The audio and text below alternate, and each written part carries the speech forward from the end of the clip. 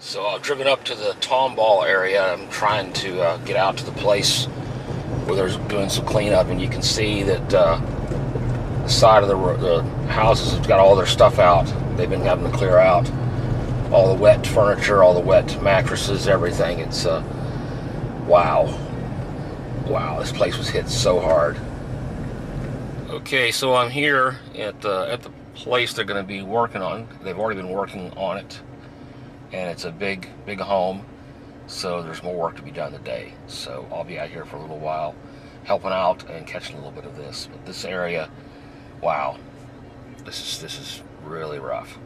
Well, yeah, we've never been on a flood before, and I really didn't know what to expect or what the procedures were. I knew we had to get a lot of this paneling off the sheetrock for the mold, where I guess a race against the mold comes up, and it was very overwhelming. You almost don't know where to start. And I got a call from a brother from church, and he asked me how we were doing, and I kind of explained to him, kind of not real serious manner, but yeah, we took on some water, and he's like, well, let me talk to Pastor Randy, and maybe we'll get a couple guys to go out there and help you kind of clean up your mess. And I was like, yeah, okay, that's fine, which I could have used the help really.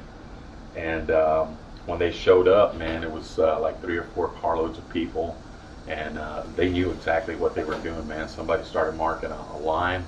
Another guy came back, started sawing the sheetrock out, and they just started moving all my furniture out. And you get attached to a lot of items in your house, and so they were like, we're gonna have to throw this out, and you kind of want to save it because you think, man, I could wash it or bleach it or I could do something to it. And the guys are telling me, no, at this point it's pretty much contaminated, because we actually had the sewage back up into our house too. So they explained it to me, and I was like, well, yeah, okay, let's get rid of it. But and the funny thing is after a few hours of seeing the trash out in the front, like any of the legs, we had a bunch of bookshelves, the lower shelves, any wooden legs, if they had any kind of particle board construction to it, they were all swelling now, and everything was just coming apart. And so I'm glad they helped me make that decision to get rid of all that stuff, because it's no saving it. That was just saving junk. The damage is just so widespread. It's hard to sort of pick who you're going to help. As a small church, we started as soon as the rain stopped.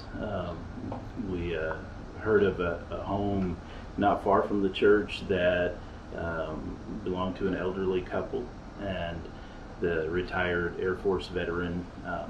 We heard through another group that he needed help, and we showed up there to his house, and he was just distraught. He didn't know where to start. It's overwhelming, and so we said, well, we're here to help. So we started moving furniture, ripping out carpet, and started to cut the drywall and that sort of thing.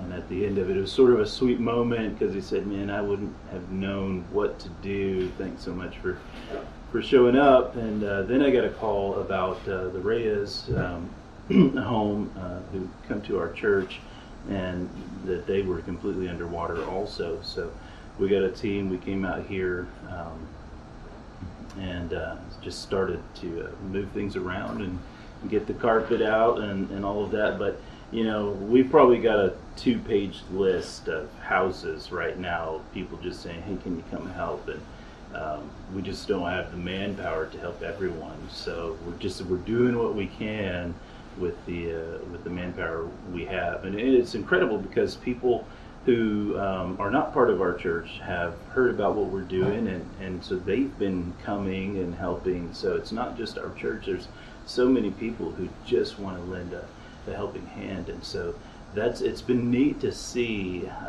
the heart of the human spirit in our community. People just lay aside all of their preferences and prejudices, and they just come out and help. And at the end of the day, I think it helps us just as much as it helps the people who are devastated by the water, because it breaks down a lot of barriers, and you get to know people you wouldn't normally get to know.